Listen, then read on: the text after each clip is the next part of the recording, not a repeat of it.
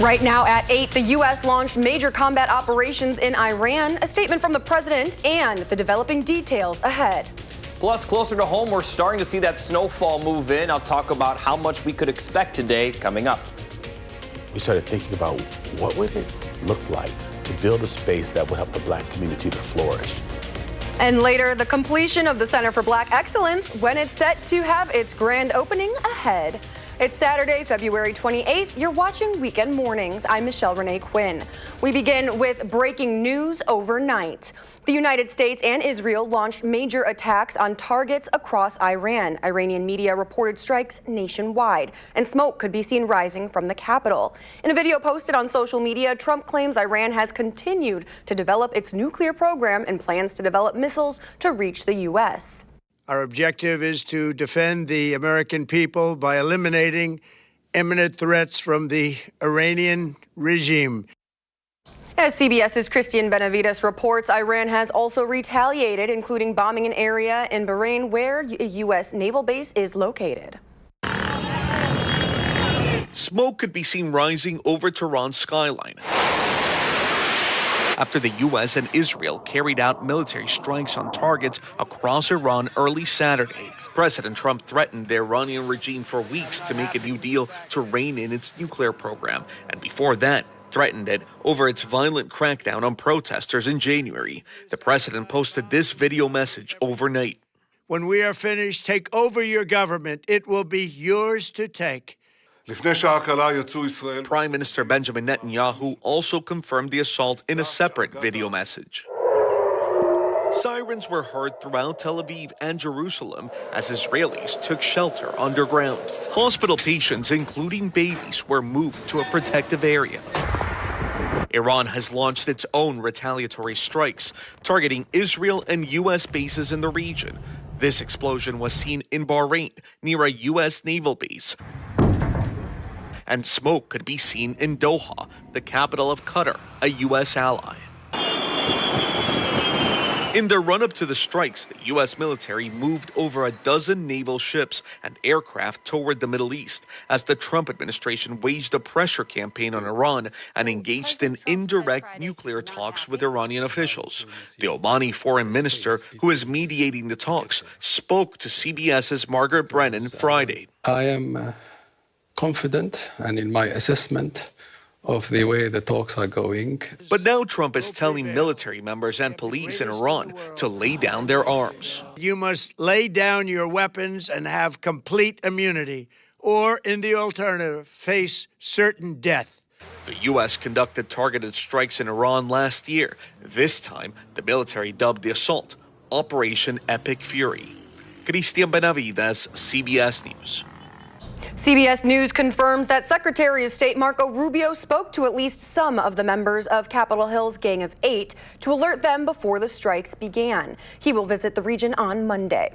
Let's check in now with meteorologist Jacob Montesano for a look at your first warn forecast. Good morning. Good morning. Excuse me. Good morning, Michelle Renee. And as you can see behind me, we are starting to see these snow showers move into southern Wisconsin, especially southwest Wisconsin. And zooming further in, you can see some of the heavier bands of snow around Iowa County and further to the west across Grant and Crawford County. Near Prairie du Chien and Fenimore, some heavier bands of snow right now occurring. Light snow right now moving into Madison, although when I stepped outside just before this show, it wasn't snowing quite yet, but you could see that snowfall really starting to push across the region. And zooming further out, there's still plenty of snowfall across parts of Minnesota and the Dakotas that will move into Wisconsin. Now, not every single location will see snow all day, but at least parts of the area will see snow at some point during the day. And right now, as far as the winter weather bulletins, there's a winter weather advisory for counties to the north and west of the Dells. But again, everyone is expected to see some snow at some point. But I'll talk more in detail about how much each area could see coming up a bit later.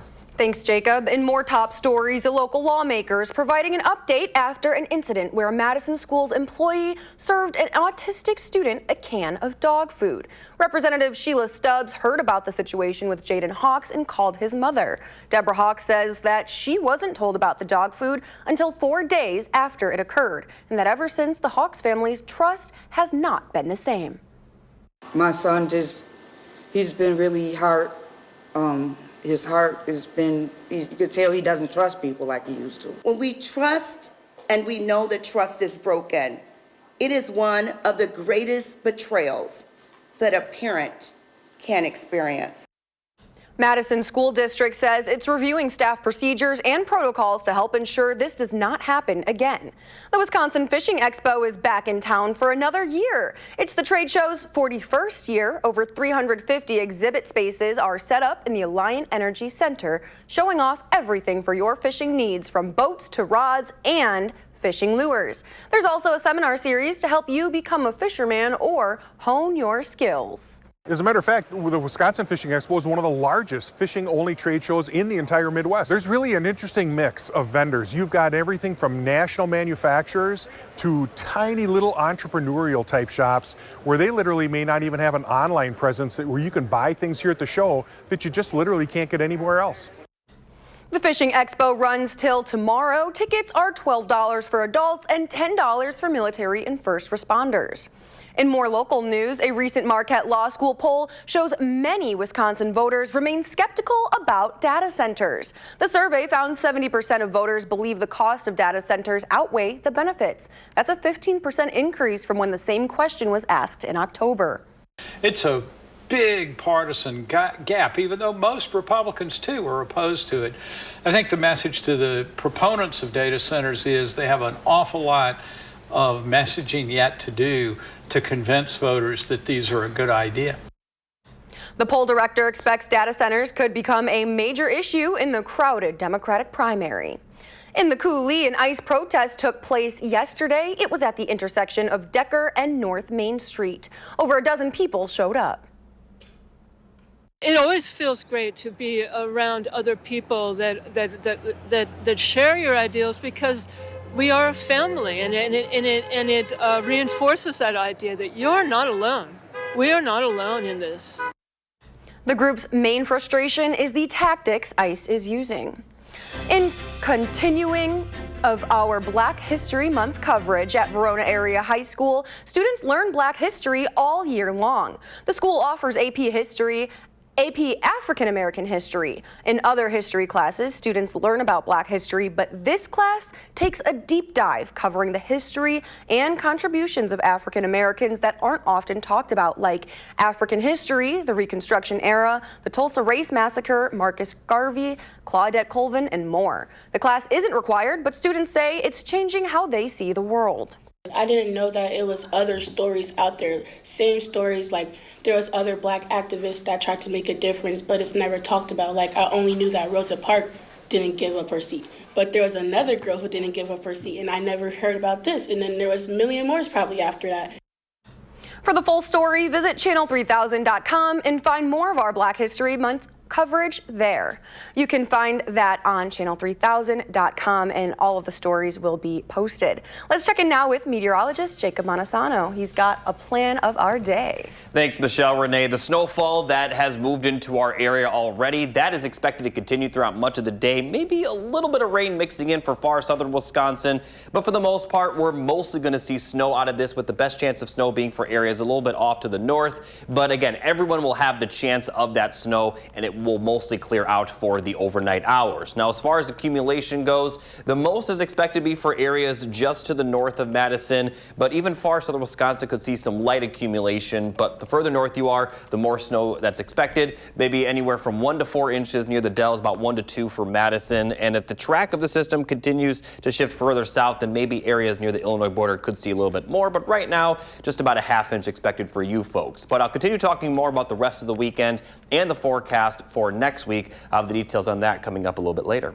Thanks, Jacob. And today is the last day to nominate your favorite restaurants, businesses, and people for Madison Magazine's Best of Madison. You can nominate volunteer organizations like Call for Action or your favorite TV personalities. Just head to channel3000.com and write in your nomination in each category. Now there's a big drop to close the week Friday on Wall Street as the Dow Jones falls 521 points, the Nasdaq loses 210, and the S&P 500 closes down 30. You're watching Weekend Mornings. We'll be right back.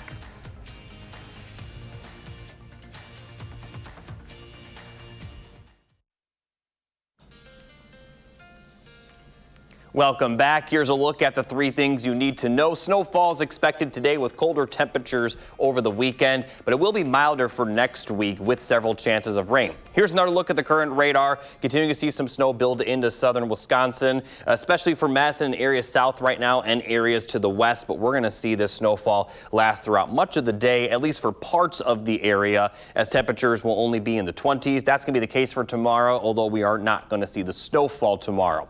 Now, the good news is that after this weekend, temperatures will warm up very quickly right away with highs in the 40s for much of next week, and in some cases we'll have highs in the 50s. Now, we will see several chances of precipitation next week, and looking at the overall precipitation chances, again, we'll see that snowfall today, but today's really the only chance of snow in the forecast.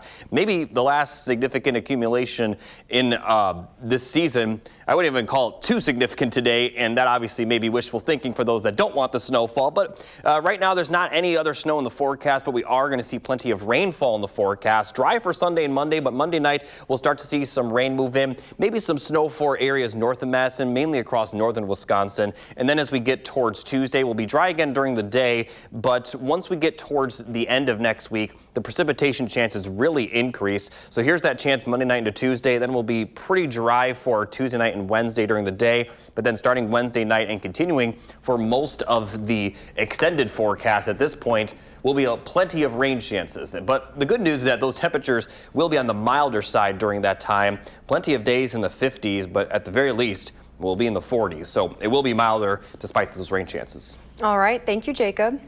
A dream more than 4 decades in the making is now complete on Madison's South Side. Located at 671 West Badger Road, the Center for Black Excellence and Culture is set to open in May. News 3 Now's Kyrian Lee introduces us to the community leader behind the vision. Dr. Alex G's vision is now coming to life at the Center for Black Excellence and Culture, located just steps away from Fountain of Life Church, where Dr. G has served as senior pastor for nearly 4 decades. What's inside the center is still mostly under wraps until grand opening day, when the community can experience it together. And let joy be our hallmark. The South Side of Madison isn't just where Dr. G leads. Heavenly Father, we are grateful this morning. It's where he grew up. I lived, played, delivered newspapers across the street. This community is a part of me. The vision for the Center for Black Excellence and Culture began long before construction crews ever broke ground. When I was a teenager, I had the sense, whether it's a premonition or some insight, that I was going to be part of something really powerful on the south side of Madison that would be on a hill that would get the attention of the full community. And for decades, that premonition stayed with him. Kept me from leaving Madison, though I tried many times before college, after college, but a sense that I was going to be part of something significant in the community caused me to stay here all these years. In 2012, the land once home to a car wash was secured. We started thinking about what would it look like to build a space that would help the Black community to flourish. The public has seen these renderings of what the building would look like, but Dr. G says it doesn't compare to what you actually feel when walking inside. I'm rendered speechless. I walk in this place, it feels like Christmas every day. Inside the 37,500 square foot center will be theaters, art galleries, recording studios, classrooms, and intergenerational spaces designed to bring people from young to old together. Oh my goodness, yes, yes. But it's also about economic opportunity. We will have space for innovation and leadership development where we will groom, mentor, train, and help to develop Black entrepreneurs and help Black artists turn their art into business, podcasts into business. For Dr. G, this building represents something deeper than programming. The mission is really to help the Black community in Wisconsin thrive by having a place that tells our story.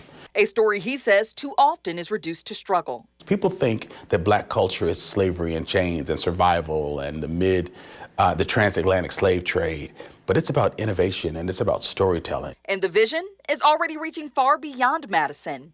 Leaders from other cities are watching closely. We're being pegged as a regional space for having conferences and gatherings and for convening people to talk about music, theology, culture, history. And he says he hopes it sets a national standard. We're living in a time where Black people and others are asking, will our history be documented? Will our accomplishments be documented? That makes spaces like the Center for Black Excellence and Culture even more important. The grand opening is set for Wednesday, May 6th with a ribbon cutting and community open house. More details will be revealed in the coming weeks. Dr. G says the building itself is fully paid for, but they are still raising money for programming. Now to a consumer alert this morning. If you drive a BMW, there's a recall you should know about. Almost 59,000 vehicles across the U.S. are being recalled due to a potentially damaged wiring harness. The National Highway Traffic Safety Administration says the electrical wiring harness for the air conditioning system may become damaged during replacement of the cabin air filter. They say the short circuit could cause a fire. The recall covers several vehicles. Those models are on your screen now, with years from 2023 to 2026. Dealers will inspect and replace the harnesses free of charge.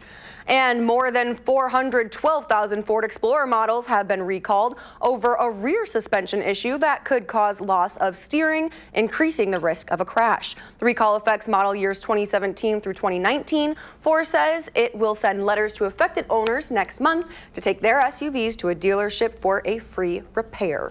Still ahead on Weekend Mornings, we're sharing awareness for rare diseases, plus the new path the FDA is paving for treatment. And I'll continue talking about the snow, or rather the lack of snow we've seen lately. I'll have the forecast on and details on that coming up after the break. And before the break, here's your morning motivational quote. Today, it's from Michelle Obama. We'll be right back on Weekend Mornings.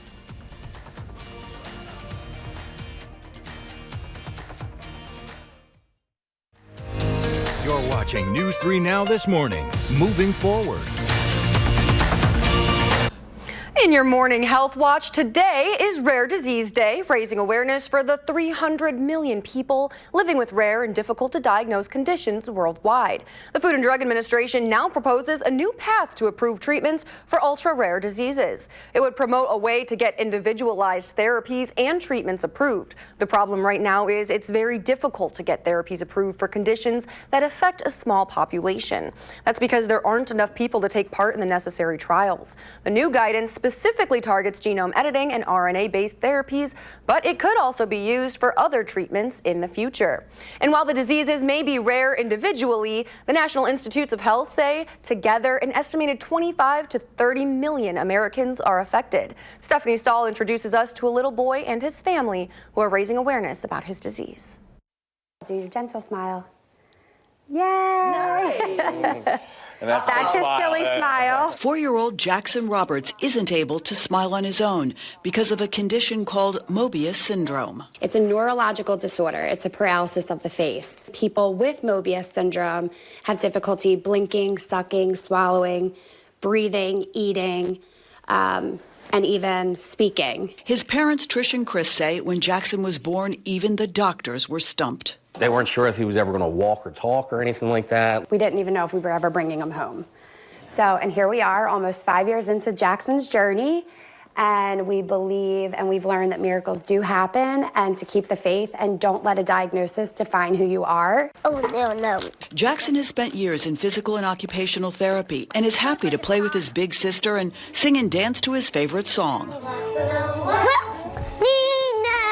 We've had some specialists around the world tell us that he is a medical mystery. Doctors don't know what causes the syndrome that has no treatment. And because it's so rare, 1 in 4 million, there's very little research. That's what the Roberts are hoping to change by raising awareness. This is Jackson's I Smile with My Heart t-shirt. It's been unreal. It's so overwhelming. It's so humbling. How old are you going to be? 5 years old? Yeah. For his upcoming birthday, there are cookies to celebrate. These are delicious. Cheers. Cheers to the cookies and cheers to you. For Jackson, there might not be a smile, but there's plenty of joy. Stephanie Stahl, CBS News, Philadelphia.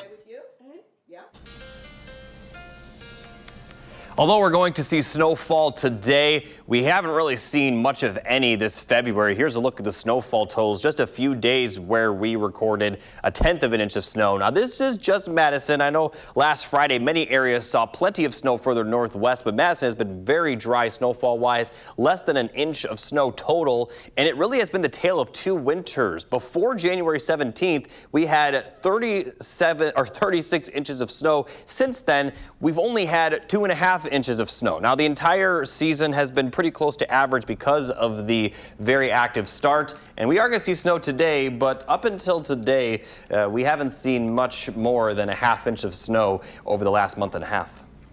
All right, thanks, Jacob. Still ahead on Weekend Mornings, a new case of bird flu is identified in Wisconsin. We'll tell you where after the break. And the developing details in the U.S.-Israel attack on Iran. That's all coming up. Here's a look at last night's winning numbers. Keep it here. We're back right after the break.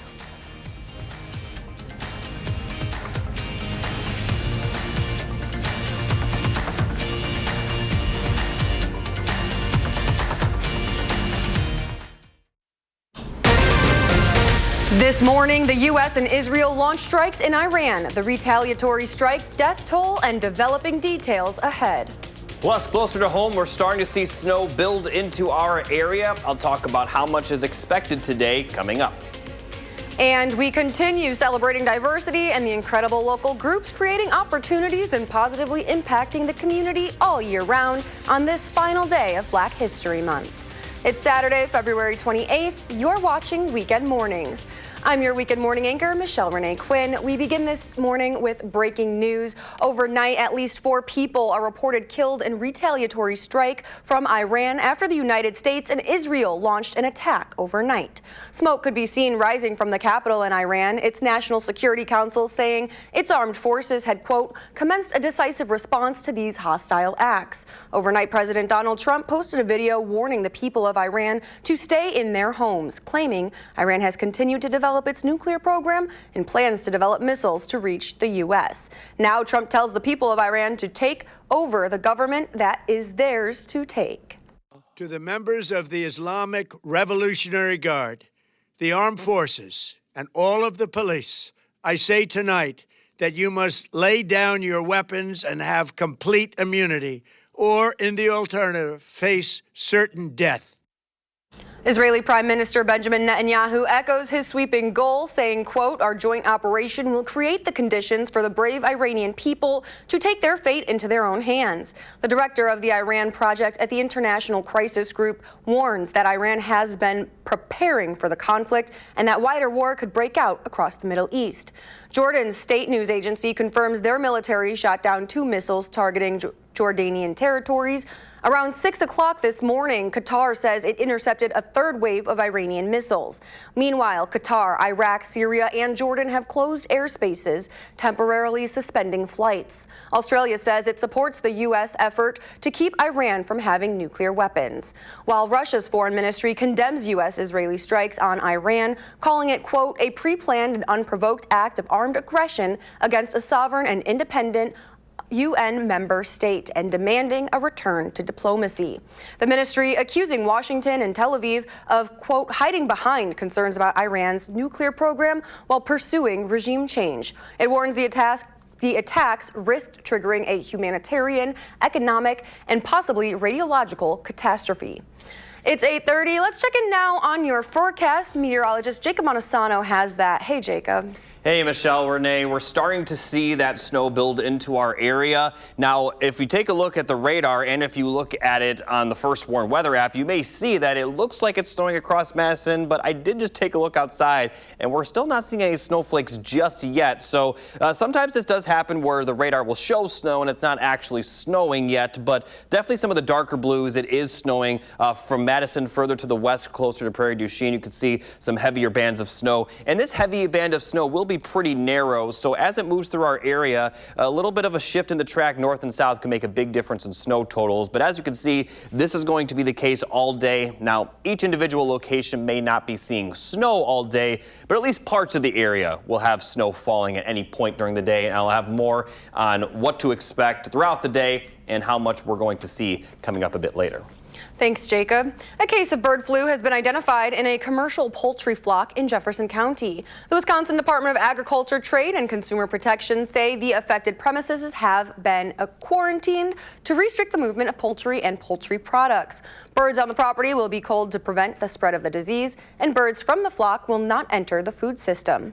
In more local news, at the state capitol, new legislation waiting for the governor's signature would allow for drug screenings at traffic stops. Law enforcement enforcement could use a mouth swab to collect a small saliva sample. The test would help determine whether a driver is under the influence of illegal controlled substances. The result would not be admissible as evidence in court. We have continued to see individuals operating a motor vehicle while impaired due to drugs. If I was sitting at that desk, I would sign this because impaired driving puts our community at risk. As long as there's a detectable amount, that is enough probable cause for the arrest. It doesn't matter how much you can be found guilty of this. If signed into law, Wisconsin would join 24 other states that use these screenings. And this weekend, 2 Madison area favorites are closing its doors. For nearly 6 decades, Portobello has been a staple in the Madison area. They've hosted weddings, proposals, anniversaries, and birthdays, but today is Portobello's last day, closing after 58 years in downtown Madison. Meanwhile, Sofa Family Bistro will close its doors tomorrow, ending 35 years in business. The restaurant on Elmwood Avenue became popular for its Albanian cuisine, including authentic sausages. In a message on Facebook, the owners thanked customers and the community for their dedication and memories made along the way.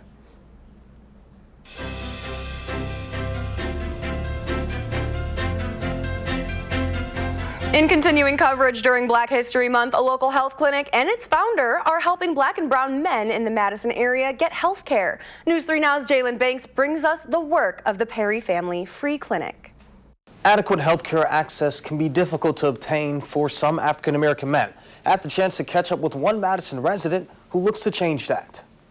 How can we get men to move health care to the top of their list? That's the goal of Aaron Perry and the Rebalanced Life Wellness Association of the Perry Family Free Clinic, an organization that aims to provide free health care for uninsured or underinsured Black and brown men in Madison. And according to a recent KFF study, nearly 10% of Black Americans are uninsured, an issue Perry wants to address. And that was always the goal, getting guys to make their health a priority.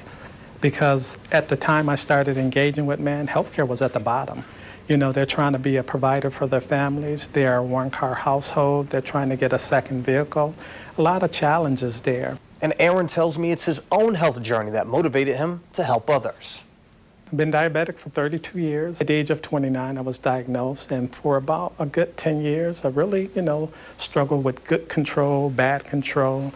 And, and then it just came down to a point where I had a doctor's appointment, and that's when my doctor said, Aaron, a lot of the signs that you're showing is poor control of your diabetes. You really need to pick it up. According to the American Heart Association, Black Americans are more likely to suffer from heart disease, high blood pressure, diabetes, and stroke. And the clinic tries to either prevent or limit these issues by giving free health screenings, help patients get insured, and provide resources for prescriptions. If you or someone you know would like more information to RLWA, you can find it on our website on channel3000.com. For now, reporting in Madison, Jalen Banks, News 3 Now. Thanks, Jalen. As we take a look at the winter weather bulletins, winter weather advisory in effect for counties north and west of the Dells. And as we take a look at the snowfall throughout the day, it is going to just kind of continue throughout the entire day. Best chance of accumulating snow will be for areas further northwest towards La Crosse, but everyone will likely see at least some snow at times. The further south you're located, the less likely you will see the snowfall, and it will clear up for everyone by the overnight hours. And as we take a look at the accumulation forecast, again, the best chance will be for those areas further off to the north. So we'll see about 1 to 2 inches of snow. Could see that 1 to 2 inches in Madison as well. But everyone will also see much colder temperatures compared to yesterday. Right now, the temperatures are in the middle to upper 20s, and they're going to stay there pretty much all day. All right, that's not so bad for today. Thanks, Jacob. It's been 25 years of Madison Magazine's Best of Business, and Friday News 3 Now helps celebrate local leaders and business owners. To mark that anniversary, Madison Magazine and News 3 Now held an event to honor this year's Best of Madison Leadership Award winners and recognize the newest class of Best Places to Work in Madison.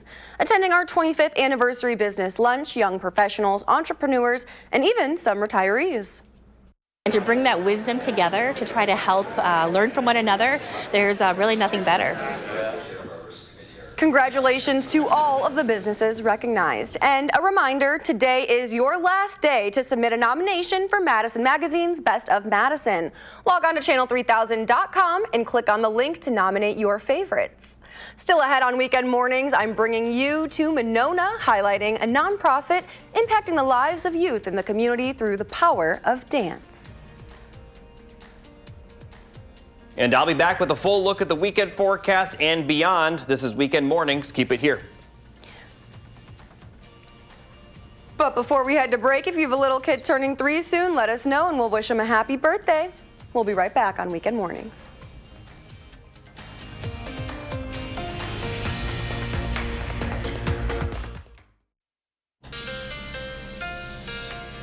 Welcome back. Here's a final look at the 3 things you need to know. Colder this weekend with some snowfall today. Temperatures will get milder for next week with several rain chances by the end of the week. But taking another look at the current snowfall continues to build into our area. Madison areas to the west and south right now seeing that snow, but we are going to continue to see snowfall throughout the day for most of the area with temperatures only in the 20s. And tomorrow we won't see the snowfall, but temperatures will continue to be on the colder side. But after tomorrow, they'll warm up very quickly. Lots of 40s next week and even some 50s. But as these temperatures warm up, the precipitation chances will increase again, and that will lead to several chances of rainfall. So looking at these precipitation chances, again, we'll see that snowfall today, clearing out by the overnight hours. Then for Sunday and Monday, we are expecting dry conditions, plenty of sunshine tomorrow despite the cold temperatures. And then for Monday, clouds will build in the afternoon. Then as we get toward the overnight hours, we'll see this next system develop, but it will mostly be in the form of rain, maybe some snow for areas to the north. That will continue Tuesday morning,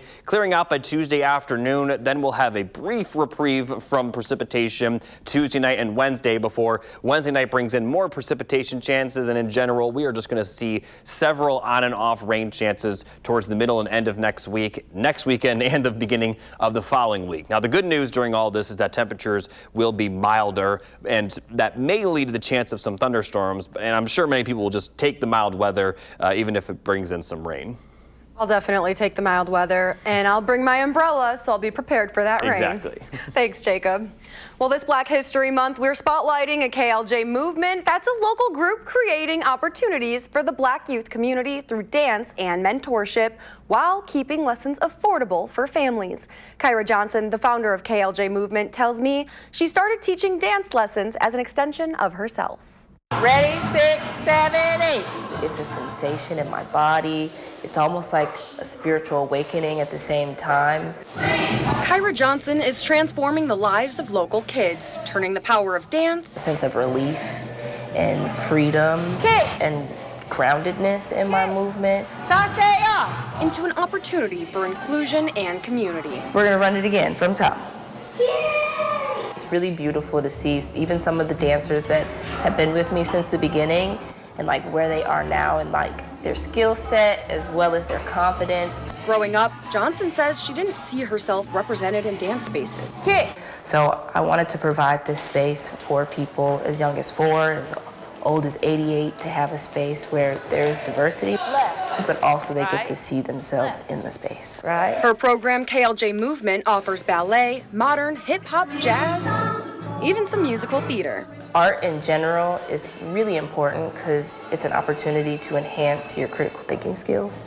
And with that, dance is also healing, it's meditative, it's expression, and it's an opportunity for people to explore parts of themselves. Cameron says her favorite thing she's learned so far is ballet. I like it because it's really graceful. It's more than a performance. And breathe, breathe. It's a pathway to empowerment for Black youth. For Black youth in particular, it's really important for them to have that space to be free, to explore who they are, while also being taken serious in their craft and appreciated in their craft. It's really kind and funny, kind of strict, but also like pushes us always and like tells us how to do it right. Johnson emphasizes how ballet, a European dominant form, is rooted in African influence. We can take ownership of that and we can reclaim that for ourselves. KLJ Movement Make sure you breathe. runs entirely on Johnson's volunteer work. She keeps classes as affordable as possible, even as costs climb. Hopefully, as years go by, we can get more funding so we can offer more scholarship opportunities for dancers, because dance is expensive, especially right when we go to competitions and so forth. So that's really been our biggest struggle. If you want to help, the group welcomes donations of all sizes to continue providing for a space for the community, as well as scholarships for dancers. You can find a chance to support at future performances and a link to donate on KLJmovement.com. Now to your playlist pick.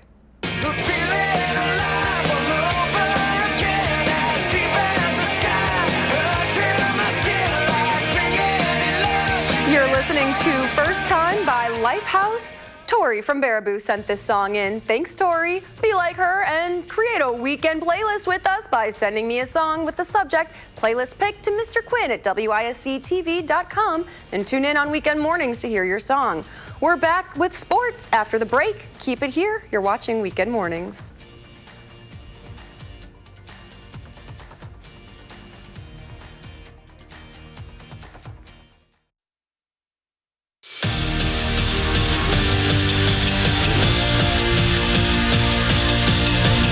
The road to back-to-back national titles begins now. The postseason is here for Wisconsin women's hockey. They hosted Bemidji State last night in the first round of the WCHA tournament and saw their gold medalists return to the ice. Ava McNaughton, Layla Edwards, Caroline Harvey, and Kirsten Sims, and 2 of the 4 would be involved in the first goal of the game. Lainey Potter takes it to the house, getting it past the keeper. Credit Caroline Harvey and the Badgers goaltender. Ava McNaughton with the assist, and then just a few minutes later, Bucky would add to the lead. This time it's Cassie Hall putting it in the crease.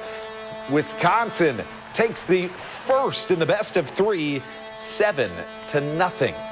Well, finding a parking spot last night was not easy because in addition to women's hockey at LeBon, the state wrestling semifinals were happening right next door at the Kohl Center, and a packed Kohl Center at that, sold out in the likes you don't often see at a Badger game. We started 132 pounds in Division I with a matchup between 2 of our very own, but Bryson Bustler from Watertown would not be denied. Oregon's Evan Fahey would get a point late, but it wouldn't be enough. Bustler wins it, advancing to the state final.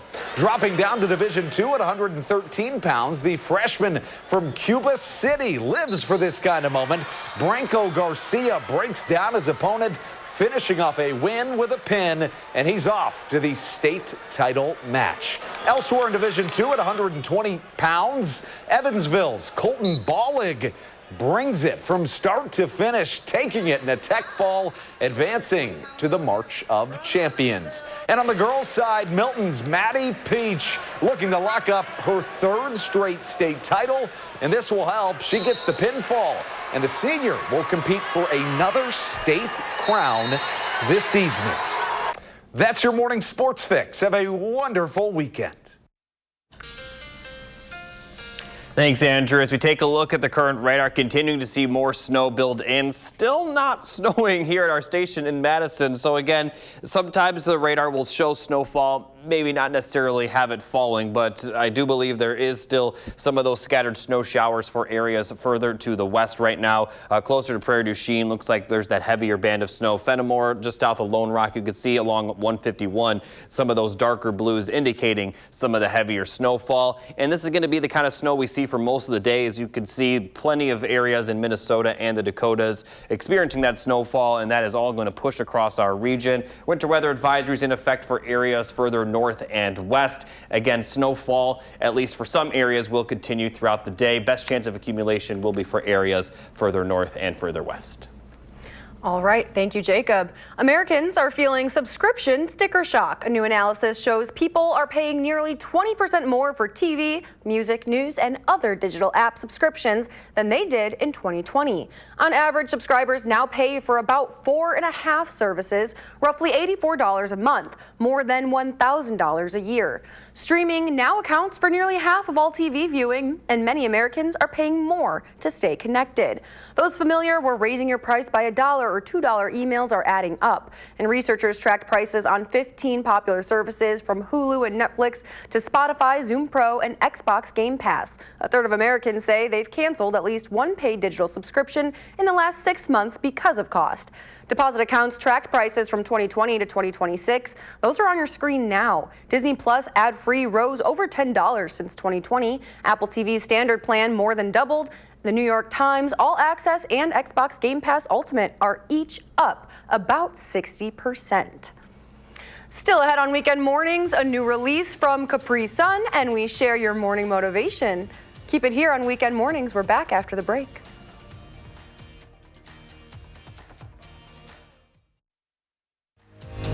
You're watching News 3 Now this morning. Moving forward. Welcome back. The final Black History Month fact I'm sharing for this month is about George Washington Carver. Now, many people think he invented peanut butter, but contrary to popular belief, peanut butter was around centuries before he was. He simply came up with one version of it. However, the agriculture scientist came up with over 145 products from the peanut. A few of those are on your screen now. He also came up with cosmetic products made from peanuts, such as antiseptic soap and shaving cream. And finally this morning, Capri Sun is marking the rare blood moon on March 3rd and NASA's first crewed lunar mission in 50 years with the launch of Capri Sun Blood Moon Punch. The Kraft Heinz company said the limited edition glow-in-the-dark pouches feature a blood reddish color and come in 8 collectible moon phase designs. So I know I was a big fan of Capri Sun growing up. That Pacific Cooler was my favorite flavor. And they still taste good to this day. Yes, they do. Well, here's your morning motivational quote. Today, it's from Michelle Obama. Thank you all for watching Weekend Mornings. Coming up next is Lucky Dog Reunions. Join us tomorrow live from 6:30 to 8 a.m. We're sharing the Concerts on the Square lineup. Plus, next Saturday, we're introducing you to a local band you might want to add to your weekend playlist. Our next newscast is coming up at 6 p.m. and you can always find us streaming 24/7 on Channel 3000+. Have a great weekend.